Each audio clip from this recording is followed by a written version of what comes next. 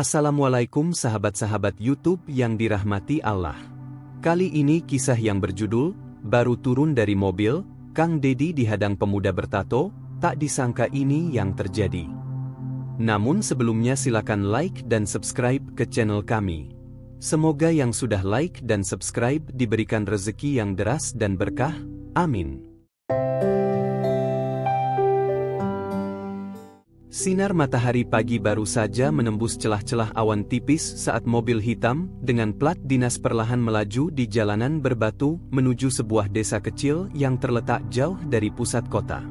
Asap knalpot mengepul pelan seiring deru mesin yang memecah keheningan pagi itu. Di dalam mobil, Kang Deddy Mulyadi duduk dengan tenang memperhatikan pemandangan sawah yang mulai menguning di sisi jalan. Matanya menatap jauh, namun pikirannya terpaku pada satu hal, kondisi warga di desa yang akan ia kunjungi. Sudah lama ia mendengar kabar tentang daerah ini. Sebuah desa di perbatasan, nyaris tak tersentuh bantuan, tempat di mana banyak warga hidup dari hasil tani seadanya. Beberapa laporan bahkan menyebutkan adanya ketegangan sosial antara pemuda lokal dengan aparat desa. Namun bagi Kang Deddy, ini bukan hal baru. Ia sudah terbiasa menghadapi medan sulit dan beragam karakter manusia. Tapi hari itu entah kenapa, perasaannya sedikit berbeda. Seperti ada sesuatu yang akan terjadi, sesuatu yang belum bisa ia duga. Mobil berhenti di sebuah tanjakan. Seorang ajudan membuka pintu belakang. Kang Deddy melangkah keluar. Udara desa langsung menyambutnya, sejuk tapi penuh aroma tanah kering. Warga mulai berdatangan. Sebagian anak-anak berlari kecil mendekat, tertawa riang membawa bunga liar di tangan. Tapi suasana hangat itu tak berlangsung lama. Dari kejauhan, suara knalpot motor terdengar merawu. Beberapa pemuda berboncengan melintas cepat, melirik tajam ke arah rombongan Kang Deddy. Salah satu dari mereka memutar balik, berhenti di sisi jalan, lalu mematikan motornya. Ia turun lalu berjalan pelan ke arah Kang Deddy. Posturnya tinggi besar, rambut sedikit acak, dan lengan kirinya dipenuhi tato dari bahu hingga pergelangan. Warga yang tadinya berkumpul perlahan mundur. Suasana berubah hening. Ajudan Kang Deddy refleks melangkah maju. Tapi Kang Deddy mengangkat tangan memberi isyarat untuk diam. Pemuda bertato itu berhenti hanya 2 meter dari Kang Deddy. Wajahnya keras, matanya tajam menatap lurus. Ia tidak berkata apa-apa, hanya berdiri dengan dada naik turun menahan emosi. Kang Deddy tak bergeming. Ia tetap tenang menatap pemuda itu tanpa rasa takut sedikit pun. Suasana makin mencekam. Salah satu ibu yang membawa anak kecil menarik anaknya menjang. Seorang bapak tua berbisik, "Itu si Wahyu, anak Pak Darwan. Sejak kecil udah keras kepala, sekarang makin liar." Kang Deddy mendengar bisikan itu. Ia mengangguk pelan lalu mendekat satu langkah. "Aing datang ke adieu rek silaturahmi masyarakat. Lain rek nyusah keun. Naha aya nu kudu dipikanyahti, Akang?" Wahyu mendengus, tangannya mengepal. Suara seraknya akhirnya keluar, "Kuring resep nu datang ngaku-ngaku peduli tapi ngan datang bari bawa kamera." Kang Deddy tersenyum tipis. Ia tak membalas. Hanya memandang lurus ke mata Wahyu, mencoba mencari celah ke dalam jiwanya. Tapi pemuda itu sudah berbalik, berjalan menjauh tanpa menunggu reaksi. Ia naik motor dan pergi meninggalkan debu yang berterbangan di udara. Ajudan mendekat. "Hati-hati Kang. Itu anak katanya pernah bentrok sama aparat. Banyak masalah juga di sini. Mau lanjut?" Kang Deddy menatap jalan yang baru saja dilalui Wahyu. "Kita tetap lanjut. Kadang yang paling marah justru yang paling butuh dipeluk." Rombongan pun bergerak lagi menuju balai desa. Tapi sejak saat itu, bayangan Wahyu dan tatapan matanya tak hilang dari pikiran Kang Deddy. Ada luka yang dalam di sana, dan ia tahu pertemuan mereka belum selesai. Balai desa itu sederhana. Dindingnya dari bata yang dilapisi semen, sebagian cat mulai mengelupas. Di dalamnya, beberapa warga duduk dengan wajah campur aduk antara senang, ragu dan penasaran. Di atas meja panjang, Kang Dedi menata sendiri kardus-kardus berisi sembako, alat tulis dan kebutuhan rumah tangga lainnya. Ia tidak duduk di kursi kehormatan. Ia memilih berdiri satu level dengan warga. Tak lama, suara gemuruh motor kembali terdengar dari luar. Kali ini lebih banyak. Beberapa pemuda berdatangan. Tak sedikit dari mereka bertato dan berperawakan keras. Mereka tidak langsung masuk, hanya berdiri di luar memperhatikan dari kejauhan. Kang Dedi memperhatikan mereka. Matanya mencari sosok Wahyu. Tapi yang ditunggu belum terlihat. Seorang ibu tua maju perlahan ke depan. Dengan suara bergetar ia menerima sembako langsung dari tangan Kang Dedi. Air matanya mengalir. "Kang, abdi mimiti tiasa pendak jeung anjeun didiu." Kang Dedi mengangguk lembut. Taya warga NU pantes dilupakan. Tiba-tiba pintu balai desa terbuka keras. Wahyu masuk tanpa basa-basi. Langkahnya cepat. Semua mata tertuju padanya. Ia berhenti hanya beberapa langkah dari Kang Dedi lalu melemparkan sebuah ponsel ke meja. "Tuh, itu video waktu lu datang ke kampung sebelah." Disorot kamera terus masuk TikTok, komentar pada bilang pencitraan. "Gimana Kang? Benar begitu?" Suara desis warga terdengar. Beberapa aparat desa mencoba menegur tapi Kang Dedi justru tersenyum. Ia mengambil ponsel itu, memutar videonya sebentar lalu mengangguk. "Iya, itu saya. Tapi bukan saya yang unggah. Mungkin tim dokumentasi atau orang-orang yang ada di sana." Wahyu makin emosi. "Berarti lu biarin semua itu biar orang percaya? Padahal kenyataannya beda." Kang Dedi menatapnya tenang. "Apa yang Akang harap dari saya? Supaya saya pergi saja dari desa ini?"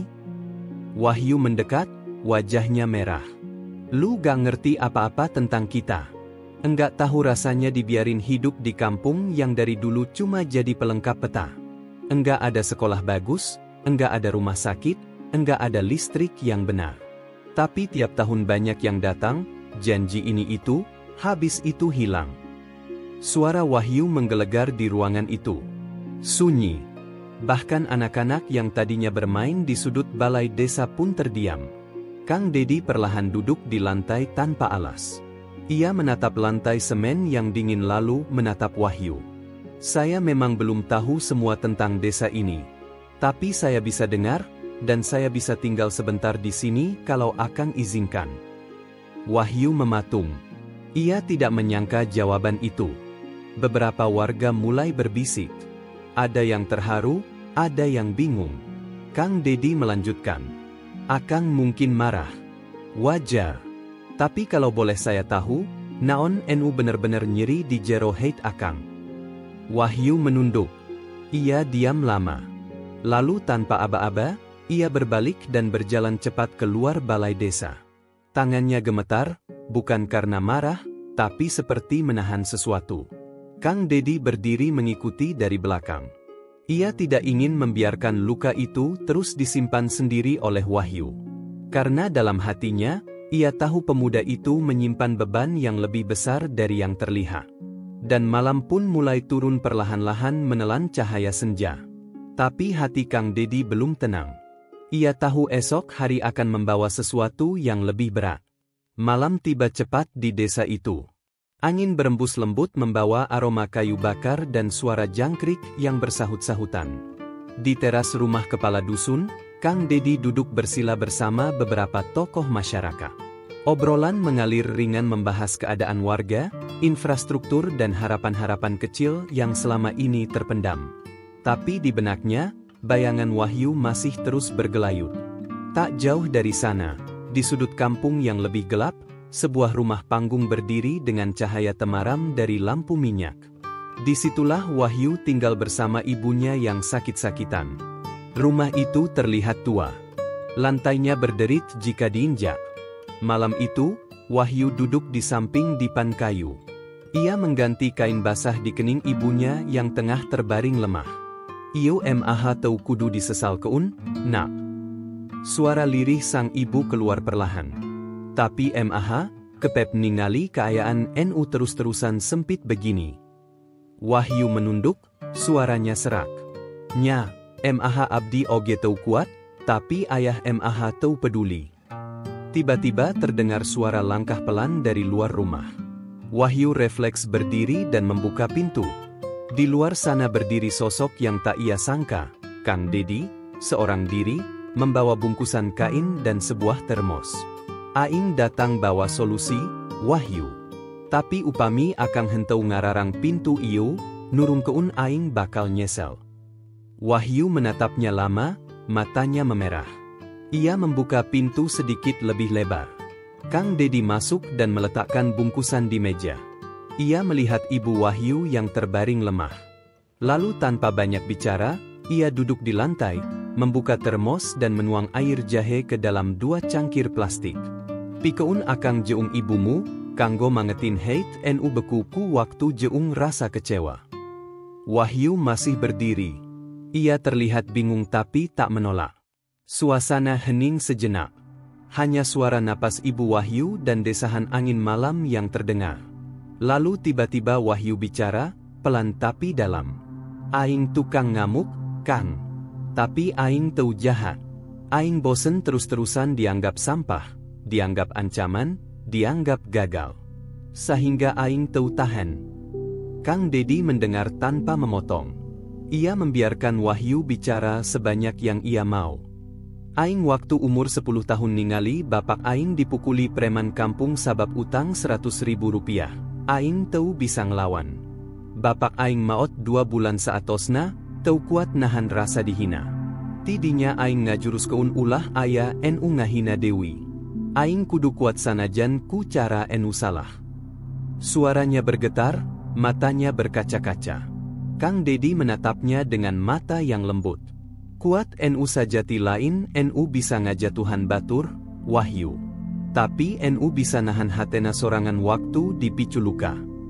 Wahyu menunduk. Tangisnya pelan tapi tak terbendung. Ia menyeka wajah dengan tangan kotor yang penuh luka dan tinta tato. Sok, Kang, lamun bener niat nulungan, ulah tinggal keun tempat ieu. Ulah cuman datang terus leungit Dewi. Kang Dedi mengangguk. Aing moal angkat samemeh akang rasa sorangan Dewi. Dan malam itu pun menjadi malam yang berbeda. Untuk pertama kalinya, Wahyu membuka hatinya pada seseorang di luar keluarganya. Dan Kang Dedi tahu, tugasnya di desa ini belum berakhir. Justru baru saja dimulai. Pagi menjelang dengan kabut tipis yang menggantung di atas hamparan sawah. Desa terlihat lebih hidup hari itu. Kang Dedi memulai paginya dengan meninjau rumah-rumah warga yang rusak. Beberapa pemuda ikut serta membawa cangkul, sekop dan karung. Tapi Wahyu belum terlihat. Seolah hilang sejak percakapan malam itu. Hingga siang menjelang, tiba-tiba terdengar keributan dari ujung jalan masuk desa. Seorang warga berlari tergopoh-gopoh menuju rombongan Kang Dedi. Kang, Wahyu. Wahyu dituduh merusak pos ronda warga dusun sebelah. Ngamuk, ayuna rek nyerbu ka diu. Seketika suasana tegang. Beberapa pemuda desa langsung bergerak mengambil bambu dan kayu. Ajudan dan Kang Dedi mencoba menenangkan, tapi emosi sudah membara. Pos ronda yang dirusak itu ternyata milik dusun sebelah, dan salah satu orang tua di sana terluka karena terseret saat mencoba menghentikan perusakan. Wahyu nu sok ngajak ribut, Kang. Kuring geus sering mingetin, tapi manehna kadang leumpang ku akal, teriak seorang warga setengah tua. Kang Dedi segera meminta semua orang berkumpul di lapangan desa. Urang selesaikan ieu tanpa bentrok. Aing rek nyang hulungan ka dusun sebelah. Sing saha nu waras, ulah nutur keun panas. Namun belum sempat langkah diambil, dari kejauhan terlihat sekelompok orang berjalan cepat. Warga dusun sebelah datang membawa kayu, batu, bahkan senjata tajam. Di antara mereka, suara kemarahan menggelegar. Mana Wahyu? Muahan, ayuna moal aya nu tenang di kampung ieu. Suasana panas. Beberapa warga mulai saling dorong. Hanya butuh satu pemicu kecil untuk membuat semuanya meledak. Lalu dari balik kerumunan, Wahyu muncul. Wajahnya keras tapi sorot matanya tak lagi sama seperti sebelumnya. Ia maju sendiri, berdiri di tengah lapangan. Kuring enu salah. Lamun aya enu kudu tanggung jawab, aing enu kudu nyang hareupan. Seketika semua mata tertuju padanya. Salah satu pemuda dari dusun sebelah maju dan langsung mendorong dada Wahyu. Kumaha maneh bisa ngaruksak tanpa mikir? Bapak kuring luka. Wahyu tidak melawan. Ia hanya menatap pria itu dengan penuh rasa bersalah. Aing datang ke pos ronda malam-malam. Aing hayang nulis mural, tapi aya tulisan enu nyebut kampung urang kampung tukang maling. Aing kabawa emosi. Aing teu nyangka bakal aya enu di jero. Suara Wahyu bergetar. Aing teu nyangka bakal aya enu cilaka. Aing mohon ulah bawa-bawa warga lain. Tiba-tiba seseorang dari kerumunan dusun sebelah maju dan mengangkat kayu tinggi-tinggi hendak memukul Wahyu. Tapi dalam sekejap, Kang Dedi berdiri di depan Wahyu dan membentangkan kedua tangannya. Cukup, MUN rek nyalah keun ka aing. Aing enu datang, aing enu ngajak robah. Ulah saling hancurkan. Semua terdiam. Tak ada yang berani menyentuh sosok Kang Dedi yang berdiri tegak. Matanya tajam tapi penuh pengayoman. Ia menatap satu persatu warga dari dua dusun yang kini saling menuding. MUN aya enu ngarasa teu dihargaan, aing mohon sim kuring datang ka adiu. Lain pikeun nyebar konflik, tapi pikeun nyambung keun. Ulah urang robah desa ieu jadi medan perang, sabab enu rugi teh anak-anak urang sorangan. Dalam sunyi yang menggantung, terdengar suara isak tangis pelan. Seorang bapak dari dusun sebelah meletakkan kayunya ke tanah, lalu disusul yang lain. Satu persatu senjata sederhana itu jatuh bersama ego dan amarah yang mulai luruh.